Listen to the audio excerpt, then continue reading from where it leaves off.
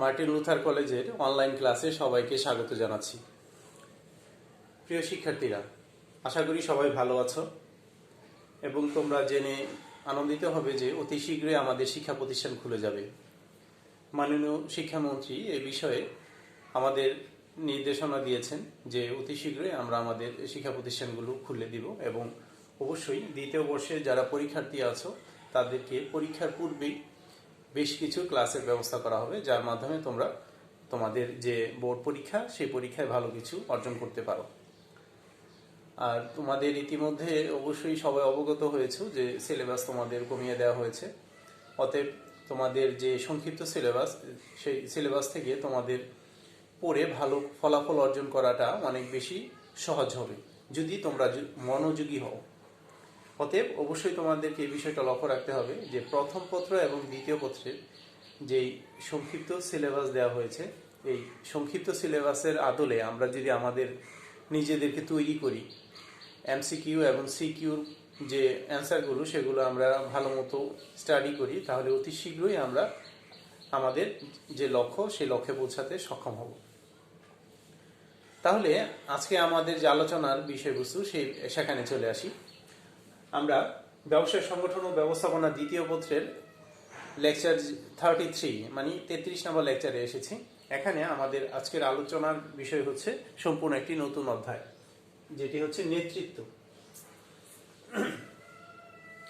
তাহলে অধ্যায় 6-এ নেতৃত্ব নিয়ে আলোচনা করা হয়েছে।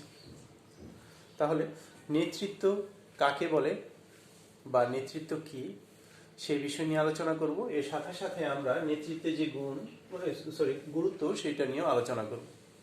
এটা কিন্তু আমাদের যে সংক্ষিপ্ত সিলেবাস, সেই সিলেবাসের অংশ থেকে আমি পড়াচ্ছি। তোমাদের সংক্ষিপ্ত সিলেবাসের সাথে সাথে সেখানে একটি বিষয় লক্ষ্য করবে যে সেই চ্যাপ্টারের আলোচনার বিষয়বস্তুগুলো তোমাদের এখানে উল্লেখ করা আছে। অতএব সেই বিষয়গুলো আমরা লক্ষ্য রাখবো যে চ্যাপ্টার যেটা দেওয়া হয়েছে সেই চ্যাপ্টারের ভিতরের অংশগুলো আমরা লক্ষ্য করব। সংক্ষিপ্ত সিলেবাসে যে নেতৃত্বের ভিতরে কোন অংশগুলো আমাদের পড়তে হবে সেগুলো কিন্তু ইন্টিগ্রেট করে দেয়।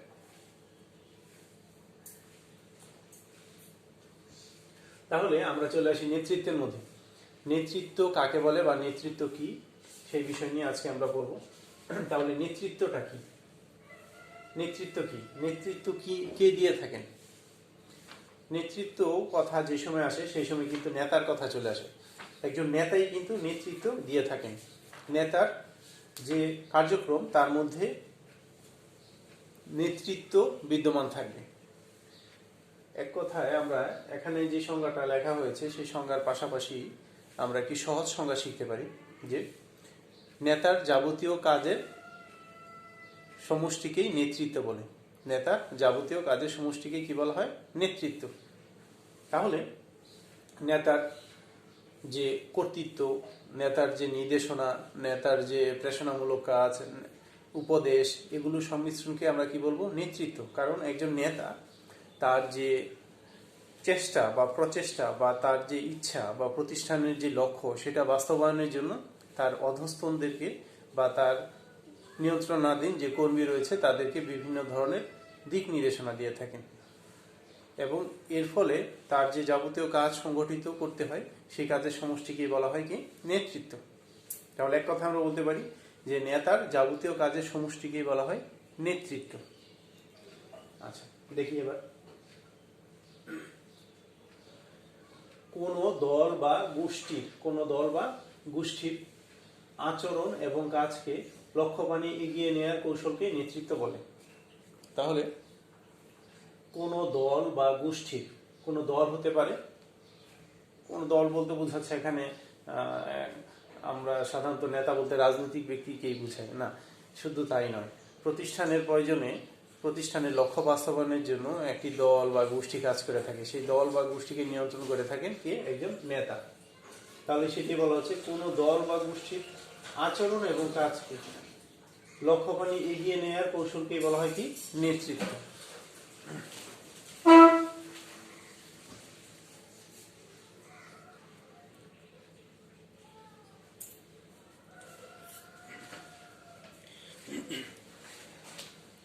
তাহলে নেতৃত্ব এখানে যে সংজ্ঞাটা দেয়া আছে সেই সংজ্ঞাটা আমরা ভালো মতো দেখি।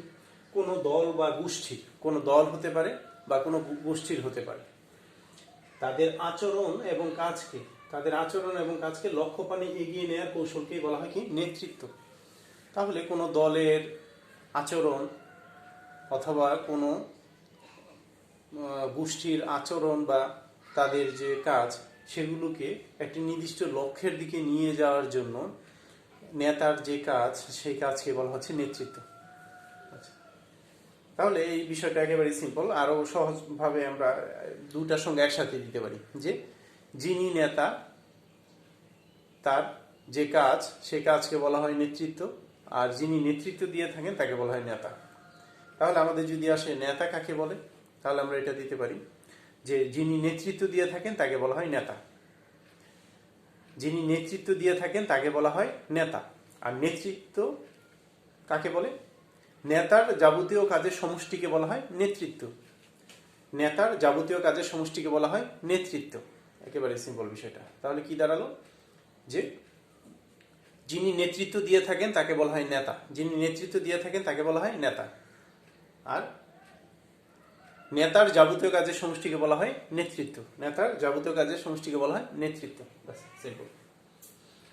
আমরা আসি নেতৃত্বের গুরুত্ব, যেহেতু আমাদের জ্ঞানমূলকের ক্ষেত্রে সাধারণত এই কোশ্চেনটা আসে যে নেতৃত্ব কি, তাহলে আমরা এই কথাটাই ভাবে উত্তর দিয়ে দিতে পারি বা নেতৃত্ব বলতে কি বোঝায়। তাহলে নেতৃত্বের এই সংজ্ঞাটা দিব, আর আমরা কিছু যেমন গুরুত্ব থেকে পড়ছি এই গুরুত্বের কিছু অংশ দিয়ে দিলেও হয়ে যাবে। আচ্ছা, তাহলে নেতৃত্বের গুরুত্ব, এবার আমরা আসি নেতৃত্বের গুরুত্ব। নেতৃত্বটা কেন প্রয়োজন? সাধারণত নেতৃত্ব যে আমরা দিব এই নেতৃত্বের প্রয়োজনীয়তার উপরে ভিত্তি করে কিন্তু গুরুত্ব নির্ভর করে থাকে। তাহলে নেতৃত্বের গুরুত্ব আমরা এখানে 6টি পেয়েছি। আমরা নেতৃত্বের গুরুত্ব আরো হতে পারে, এটা নির্দিষ্ট কোনো বিষয় নয়, আমরা 6টা নিয়ে আজকে আলোচনা করব। 1 নম্বর হচ্ছে সংঘবদ্ধতা সৃষ্টি। 1 নম্বর হচ্ছে কি সংঘবদ্ধতা সৃষ্টি। 2 নম্বর হচ্ছে দলবদ্ধ প্রচেষ্টা জোরদার, দলবদ্ধ প্রচেষ্টা জোরদার। 3 হচ্ছে লক্ষ্য অর্জন নিশ্চিতকরণ, লক্ষ্য অর্জন নিশ্চিতকরণ। 3 হচ্ছে কি লক্ষ্য অর্জন নিশ্চিতকরণ। 4 হচ্ছে কর্তৃত্ব প্রয়োগে সহায়তা দান, কর্তৃত্ব প্রয়োগে সহায়তা দান, কর্তৃত্ব যে রয়েছে এই কর্তৃত্ব প্রয়োগে সহায়তা দান। তারপর হচ্ছে 5 হচ্ছে সহযোগিতার উন্নয়ন, 5 কি সহযোগিতার উন্নয়ন। আর 6 হচ্ছে মনোবল উন্নয়ন, 6 হচ্ছে কি মনোবল উন্নয়ন। তাহলে আমরা যে 6টি পেলাম এই 6টি নিয়ে আমরা এবার আলোচনায় আসি, তাহলে বিষয়টা আমরা আরো ভালো মতো বুঝতে পারবো। আবার বলে নিচ্ছি, এটা কিন্তু আমাদের আমার নিজস্ব বেছে নেওয়ার বিষয় নয়, এটা কিন্তু সিলেবাসের অন্তর্ভুক্ত এবং সিলেবাসের মধ্যে চ্যাপ্টারের কোন কোন অংশগুলো পড়ানো হবে সেটাও কিন্তু ইন্ডিকেট করে দেয়, স্পষ্টভাবে সেটা বলে দেওয়া। অতএব সেই স্পষ্ট অংশই আমাদের ছিল নেতৃত্ব কি এবং নেতৃত্বের গুরুত্ব, সেখান থেকে কিন্তু এটা আলোচনা করা হচ্ছে। অতএব এই বিষয়গুলো তোমরা লক্ষ্য রাখবে। আরেকটা বিষয়, আমাদের কোশ্চেনের যে ধাঁচ সেই ধাঁচ কিন্তু আগের মতোই থাকবে। আমাদের কিন্তু যতগুলো কোশ্চেনের উত্তর দিতে হতো সেই কয়টা উত্তরই আমরা দিব। অতএব এদিকে লক্ষ্য রাখবো, আমরা যদি 60টি কোশ্চেনের উত্তর দিই তাহলে আমাদের কিন্তু সবগুলো চ্যাপ্টারে পড়তে হচ্ছে, যেহেতু চ্যাপ্টার আমাদের একেবারে সীমিত। অতএব সবগুলো চ্যাপ্টার পড়বো এবং যেই চ্যাপ্টারই পড়িয়ে গেল সেই চ্যাপ্টার থেকেই কোশ্চেন আসবে, 100% কমন আসবে।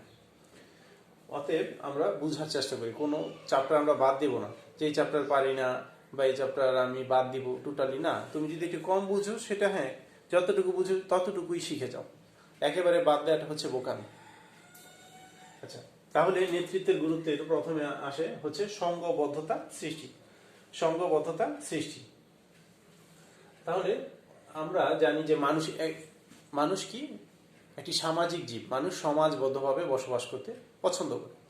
তাহলে এখানে যেটা বলা হচ্ছে সংঘবদ্ধতা সৃষ্টি, নেতৃত্বের মাধ্যমে কি করা যায়, এই যে এখানে বলা হচ্ছে যে কোনো দল বা গোষ্ঠীর আচরণ এবং কাজকে লক্ষ্যপানে। দেখা গেল যে প্রতিষ্ঠানের কোনো একটি সমস্যা দেখা দিয়েছে, সেই সমস্যা সমাধানের জন্য এককভাবে সেটা সম্ভব নয়, এখানে দলবদ্ধ প্রচেষ্টার প্রয়োজন, বা সকলের আচরণগত যদি পরিবর্তন আনা যায় তাহলেও সেটা পরিবর্তন এনে প্রতিষ্ঠানের সেই কাজকে লক্ষ্যপানে এগিয়ে নিয়ে যাওয়া সম্ভব। তাহলে সেই ক্ষেত্রে কি করতে হবে, একজন নেতা নির্বাচিত করতে হবে যে আমরা বিক্ষিপ্তভাবে সবার কথা না শুনে আমরা একজন নেতার অধীনে থাকি, যেই নেতা আমাদেরকে কি করবে, দলবদ্ধভাবে আমাদের একত্রিত রাখবে। সবার কথা শুনে তিনি সবার মতামতের উপর ভিত্তি করে একটি যুক্তিসঙ্গত চিন্তা প্রকাশ ঘটাতে সহায়তা করবে এবং এর ফলে কাজের সমাধান খুঁজে পাবে। এই জন্য বলা হচ্ছে সংঘবদ্ধতা সৃষ্টি। তাহলে নেতৃত্ব কি করে? একজন নেতার মাধ্যমে, নেতার যে কাজগুলো রয়েছে সেই কাজগুলোর মাধ্যমে কর্মীদেরকে কি করে, সংঘবদ্ধ মানে একত্রিত করে। একত্রিত করার ফলে কি হয়, কর্মীরা সবাই সুশৃঙ্খল থাকে, কর্মীদের মধ্যে মতবিরোধ দেখা যাওয়ার সম্ভাবনা কম থাকে এবং সবাই তাদের যে লক্ষ্য সেই লক্ষ্য বাস্তবায়নের জন্য একজন নেতার অধীনে থেকে তার নেতৃত্বের মাধ্যমে সংঘবদ্ধ সৃষ্টি হয়। সংঘবদ্ধ বলতে বোঝাচ্ছে একত্রিতভাবে প্রতিষ্ঠানের লক্ষ্য অর্জনের জন্য একজন নেতার অধীনে থেকে নেতার যাবতীয় কাজকে সহায়তা প্রদান করা। ব্যাস এটাই। তারপর হচ্ছে দলবদ্ধ প্রচেষ্টা জোরদার। এখন এই সংঘবদ্ধ যে হলো, সংঘবদ্ধ তো আমরা নেতা ছাড়াও আমরা 5 জন বন্ধু বান্ধব একসাথে চলতে পারি, কিন্তু সেখানে যেই শক্তিটা পাওয়া যাবে, আর যদি একজন নেতা থাকে যে নেতৃত্বের মাধ্যমে তিনি দলকে এগিয়ে নিয়ে যাবেন, তাহলে সেই ক্ষেত্রে কিন্তু জোর পাওয়া যায়, শক্তি পাওয়া যায়। হ্যাঁ, আমরা যদি দুর্বল থাকি, আমাদের যে দলনেতা আছে তিনি আমাদেরকে এগিয়ে নিয়ে যাবেন। তিনি অনেক বেশি সাহসী, তিনি অনেক বেশি চৌখুশ, তিনি অনেক দূরদৃষ্টি সম্পন্ন। তার মাধ্যমে আমরা অতীতেও কিছু অর্জন করতে সক্ষম হয়েছি, অর্থাৎ ভবিষ্যতেও তার মাধ্যমে আমরা কিছু অর্জন করতে পারবো, কারণ তিনি সৎ, নিষ্ঠাবান এবং আমাদের নেতার যে কার্যক্রম সেটা অনেক বেশি শক্তিশালী। তাহলে এই যে কথাগুলো বললাম, এটা কিন্তু একজন নেতার গুণাবলীর মধ্যে পড়ে। তাহলে দলবদ্ধ প্রচেষ্টা জোরদারের ক্ষেত্রে একজন নেতার অনেক বেশি ভূমিকা থাকতে পারে। একজন নেতা যদি এখন দুর্বল মস্তিষ্কে থাকে যে আমি পারবো কি এটা, আমার দলকে কি এগিয়ে নিয়ে যেতে পারবো, তাহলে এই ধরনের মন মানসিকতা থাকলে কিন্তু দল এগিয়ে যাবে না। কারণ নেতার মধ্যেই যদি জোর না থাকে তাহলে দলের মধ্যে কিভাবে জোর আসবে? এই জন্য নেতার মাধ্যমে কি করা যায়, দলবদ্ধ প্রচেষ্টাকে আরো জোরদার করা যায়। যেমন আমাদের জাতীয় টিমের ক্রিকেট বা ফুটবল বা হকি যাই হোক না কেন, সেখানে একজন ক্যাপ্টেন থাকেন। কোচ কিন্তু খেলা শিখিয়ে মাঠে পাঠিয়ে দেন, কিন্তু মাঠ নিয়ন্ত্রণ করে থাকে কে? ক্যাপ্টেন। ক্যাপ্টেন কিন্তু এখানে কে কোন সময় কোন পদক্ষেপ নেবে, কোথায় দাঁড়াবে বা কিভাবে কোন সময় কি ধরনের খেলা খেলতে হবে সেই বিষয়গুলো সম্পর্কে কিন্তু মাঠের ভিতরে তিনি কিন্তু নিয়ন্ত্রণ করেন এবং সেই ক্ষেত্রে তিনি সাহসী ভূমিকা পালন করেন। সবাইকে উৎসাহ দেন যে তুমি এটা ব্যর্থ হয়েছে, সমস্যা নেই, হবে হবে, তোমার দ্বারা এটা সম্ভব। তো এই যে কথাগুলো, এর মাধ্যমে কি হয়, দলবদ্ধ প্রচেষ্টা আরো বেশি জোরদার হয়। দল হলেই শুধু হবে না, সংঘবদ্ধতা সৃষ্টি হলেই হবে না, সেই সংঘবদ্ধতার মধ্যে কি থাকতে হবে, জোরদার ভূমিকা থাকতে হবে। আর সেটা কিসের মাধ্যমে সম্ভব? নেতৃত্বের মাধ্যমে সম্ভব। তারপরে আসি আবার নেতৃত্বের গুরুত্ব আরেকটি হচ্ছে লক্ষ্য অর্জন নিশ্চিতকরণ। লক্ষ্য অর্জন, এখন আমরা দলবদ্ধ প্রচেষ্টা করলাম জোরদার, কিন্তু লক্ষ্য আমরা বাস্তবায়নের জন্য আমরা ততটা সক্রিয় নই। তাহলে সেই ক্ষেত্রে কি হতে পারে, নেতৃত্বের মাধ্যমে সেই বিষয়টা আরো বেশি গুরুত্বপূর্ণ ভূমিকা পালন করতে পারে। নেতৃত্ব কি করতে পারে, যে পরিকল্পনার যে লক্ষ্য রয়েছে সেই লক্ষ্য বাস্তবায়নের জন্য আমাদেরকে সহায়তা করতে পারে। এই জন্য আমরা জানি লক্ষ্য অর্জন নিশ্চিত করা। তাহলে লক্ষ্যটা কি? লক্ষ্য হচ্ছে পরিকল্পনার অভিপ্রেত ফলকেই লক্ষ্য বলা হয়। অনেক সময় জ্ঞানমূলকের ক্ষেত্রে কিন্তু আসে যে লক্ষ্য কাকে বলা হয়। লক্ষ্য হচ্ছে পরিকল্পনার অভিপ্রেত ফলকেই বলা হয় কি লক্ষ্য। আরেকবার শুনি, পরিকল্পনার অভিপ্রেত ফলকেই বলা হয় লক্ষ্য। তাহলে এই যে লক্ষ্য রয়েছে সেই লক্ষ্যটাকে নিশ্চিত করা যে হ্যাঁ এইটি আমাদের লক্ষ্য। যেমন একজন তীরন্দাজ তীর ছুড়বে, তার লক্ষ্য হচ্ছে কি, যে একটি নির্দিষ্ট একটি বিন্দুতে সেই লক্ষ্যটা যাতে তার যে পড়ে, যেই তীরটা ছুটবে সেই নির্দিষ্ট বিন্দুতে যে যাতে লাগে, তার লক্ষ্য থাকে। কিন্তু এটা তার লক্ষ্য কিন্তু এটা না যে একটা বিশালটা গাছের যে কোনো এক অংশে লাগাবো, না। গাছের মধ্যে যদি ফল থাকে সেই ফল হচ্ছে তার একটি নিশ্চিতকরণ লক্ষ্য, একেবারেই নির্দিষ্ট। এই জন্য পরিকল্পনা অভিপ্রেত ফলকে বলা হচ্ছে লক্ষ্য। প্রতিষ্ঠানে যেই লক্ষ্যটা একেবারেই নির্দিষ্ট করা থাকে সেই লক্ষ্যটা নিশ্চিতকরণ হচ্ছে নেতৃত্বের মাধ্যমে সম্ভব। কারণ নেতা তার নেতৃত্বের মাধ্যমে সেই লক্ষ্য বাস্তবায়নের জন্য দলবদ্ধভাবে প্রচেষ্টা চালান। তারপর আমরা আসি 4 নম্বরে। তাহলে 1 নম্বর শিখলাম সংঘবদ্ধতা সৃষ্টি, 2 হচ্ছে দলবদ্ধ প্রচেষ্টা জোরদার, 3 হচ্ছে লক্ষ্য অর্জন নিশ্চিতকরণ, 4 হচ্ছে কর্তৃত্ব প্রয়োগে সহায়তা দান। কর্তৃত্ব প্রয়োগে সহায়তা প্রদান। এখন কর্তৃত্ব বলতে বোঝাচ্ছে কি, যিনি কর্তা তিনি কিন্তু কর্তৃত্ব করে থাকেন। মানে ঊর্ধ্বতন যিনি থাকেন তিনি কিন্তু কর্তৃত্ব করে থাকেন, অধস্তনরা কিন্তু নিয়ন্ত্রিত হয়। তাহলে এই যে কর্তৃত্ব প্রয়োগের সহায়তা দান, অধস্তনদের আদেশ দান করা, তাদেরকে কাজ করতে বাধ্য করা, যে কোনো কারণে যদি কাজ না করো তাহলে তোমাদের বিভিন্ন ধরনের প্রেশার ক্রিয়েট করা, এর ফলে কিন্তু পজিটিভ কিছু বিষয় কাজ করে। যে দলের 5 জন ব্যক্তি কাজ করছে আর 2 জন কাজ করছে না, তাহলে সেই 2 জনের কাজ না করার কারণে বা অলসতার কারণে, তাদের কাজের খামখেয়ালির কারণে বাকি 5 জনের কাজের কিন্তু ব্যর্থতা চলে আসবে। অতএব সেই ক্ষেত্রে একজন নেতা কিন্তু ভূমিকা পালন করতে পারে যে তোমরা যদি কাজ না করো তাহলে তোমাদের বিপক্ষে আমি ব্যবস্থা নিব। তাহলে এই ক্ষেত্রে কি হবে, তারা সেই নেতার যে নেতৃত্বের যে কথাগুলো রয়েছে তার মাধ্যমে কিন্তু তারা আতঙ্কিত হয়ে কাজ করবে। অথবা তারা এরকম হতে পারে আতঙ্কের পরিবর্তে যে নেতা কি করতে পারেন, তাদেরকে উৎসাহিত করতে পারেন যে তোমরা যদি কাজ করো তাহলে তোমরাও একদিন ভালো কিছু অর্জন করতে পারবে বা তোমাদের জন্য পুরস্কারের ব্যবস্থা আছে। তাহলে এর ফলে কি হয় যে কর্তৃত্ব, এই কর্তৃত্ব প্রয়োগের ক্ষেত্রে একটা সহায়তা পাওয়া যায়। কারণ নেতা কি করে থাকেন, তার নেতৃত্বের মাধ্যমে কর্তৃত্বমূলক যে কাজগুলো সেই কাজগুলো বাস্তবায়নের ক্ষেত্রে কঠোর থেকে কঠোর হতে পারেন, আবার প্রেরণামূলক বিভিন্ন ধরনের, উদ্দীপনামূলক বিভিন্ন ধরনের বা প্রণোদনামূলক বিভিন্ন ধরনের কাজও করতে পারেন। অতএব কর্তৃত্ব প্রয়োগের সহায়তা দানের ক্ষেত্রে নেতৃত্বের গুরুত্ব অনেক বেশি ভূমিকা পালন করে থাকে। এরপর আমরা 5-এ আসি সহযোগিতার উন্নয়ন। 5 হচ্ছে কি, সহযোগিতার উন্নয়ন।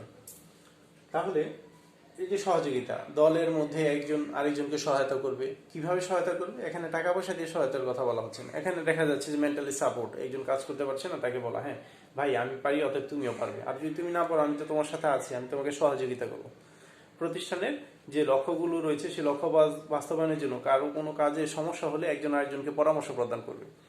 আর যদি পরামর্শ প্রদান করতে না চায় সেক্ষেত্রে কি করবে, একজন দলনেতা তার কর্তৃত্বের বলে, তার নেতৃত্বের বলে সে কি করবে, তাদেরকে নিয়ন্ত্রণ করবে এবং তাদেরকে বলবে হ্যাঁ তোমাকে অবশ্যই অপরকে সহায়তা করতে হবে। আর যদি না পারো তাহলে তোমার কাজের উন্নয়নের জন্য আমি প্রশিক্ষণের ব্যবস্থা করব, অথবা তুমি যদি না পারো তাহলে তোমাকে স্থানান্তর করে অন্য বিভাগে যেভাবে পারো যেই কাজ সেই কাজের মধ্যে তোমাকে সহায়তা করা হবে। এর ফলে কি হচ্ছে, সহায়তার উন্নয়ন, সহায়তামূলক বিভিন্ন ধরনের উন্নয়ন করা যায়। কর্মীরা অনেক সময় দেখা যাচ্ছে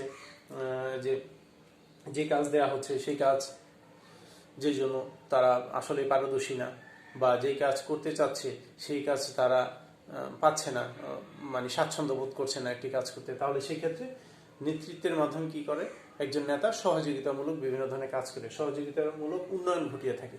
যে প্রতিষ্ঠানে কর্মীদের উন্নয়নের জন্য আর কি কি দরকার, কর্মী একজন বললো হ্যাঁ স্যার আমার এখন একটু প্রশিক্ষণের ব্যবস্থা করা দরকার, আমি কাজে কম দক্ষতা রয়েছে, অথবা আমার 2 দিনের যদি ছুটি হয় তাহলে আমার খুব ভালো হয়, এই 2 দিনের ছুটির কাজগুলো আমি অ্যাডভান্স করে নিব।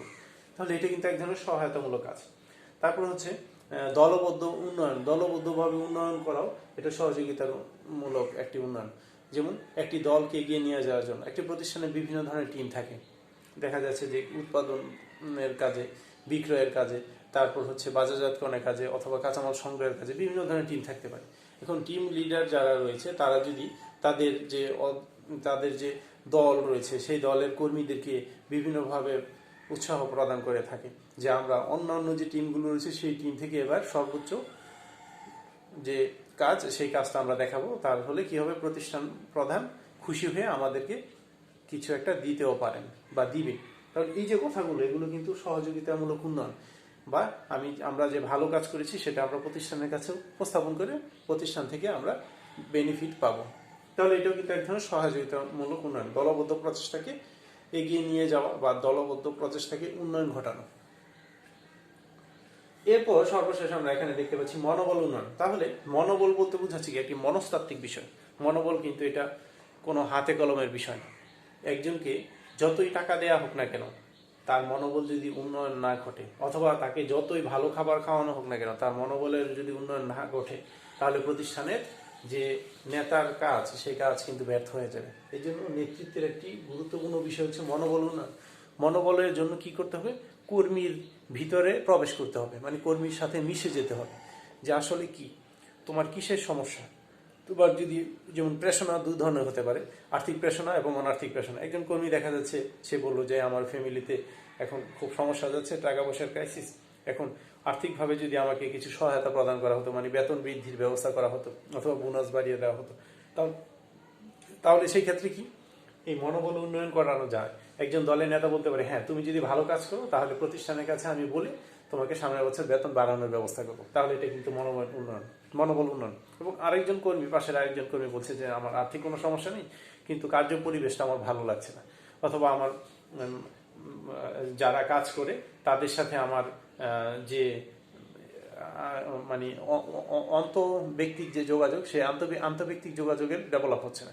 তাহলে সেই ক্ষেত্রে এই জন্য নেতা কিন্তু তাদের মধ্যকার যে সমস্যা সেটা দূরীভূত করে আন্তঃব্যক্তিক উন্নয়ন ঘটাতে পারে। তাহলে এটা কিন্তু এক ধরনের হচ্ছে অনার্থিক প্রেষণা। অথবা কর্মীকে সে প্রতিষ্ঠানের কাছ থেকে বিভিন্ন ধরনের অ্যাওয়ার্ড পাইয়ে দিতে পারে। হ্যাঁ তুমি যদি ভালো করো তাহলে প্রতিষ্ঠানের কাছে বলে সামনের বছর যে পুরস্কারের ব্যবস্থা করা আছে সেই পুরস্কারের জন্য তোমাকে মনোনয়ন দেওয়ার জন্য আমি বলবো। তাহলে এইটাও কিন্তু এক ধরনের অনার্থিক প্রেষণা, যার ফলে কি মনোবলের উন্নয়ন ঘটে। তাহলে এই মনোবল উন্নয়নের মাধ্যমে প্রতিষ্ঠানের একজন নেতা কি করতে পারে, তার নেতৃত্বের মাধ্যমে প্রতিষ্ঠানের লক্ষ্য, উদ্দেশ্য এবং প্রতিষ্ঠানের যে কার্যক্রম সেটা বাস্তবায়নের ক্ষেত্রে গুরুত্বপূর্ণ ভূমিকা পালন করতে পারে। তাহলে প্রিয় শিক্ষার্থীরা, আমরা যে আজকে বিষয়টা নিয়ে আলোচনা করলাম সেটা হচ্ছে নেতৃত্ব কাকে বলে। সংক্ষিপ্তভাবে বলি, নেতৃত্ব হচ্ছে নেতার যাবতীয় কাজের সমষ্টিকে বলা হয় নেতৃত্ব। এবং এই নেতৃত্বের যে গুরুত্ব বললাম, সংঘবদ্ধতা 1 সৃষ্টি, 2 হচ্ছে দলবদ্ধ প্রচেষ্টা জোরদার, 3 হচ্ছে লক্ষ্য অর্জন নিশ্চিতকরণ, 4 হচ্ছে কর্তৃত্ব প্রয়োগে সহায়তা দান, 5 হচ্ছে সহযোগিতার উন্নয়ন এবং 6 হচ্ছে মনোবল উন্নয়ন। তাহলে আমরা আজকে যে লেকচার অংশটা পড়ালাম খুব সুন্দরভাবে পড়বে। এখন পড়াটা যদি শেষ করে ফেলো তাহলে অনেক বেশি ভালো হবে, কারণ সাথে সাথে পড়াটা শেষ করলে এটা মনে থাকে এবং আমাদের মস্তিষ্কের মধ্যে সহজে গেঁথে যায়। তাহলে প্রিয় শিক্ষার্থীরা সবাই ভালো থাকো। পরবর্তী ক্লাসের আমন্ত্রণ জানিয়ে এখানেই ক্লাস শেষ করছি।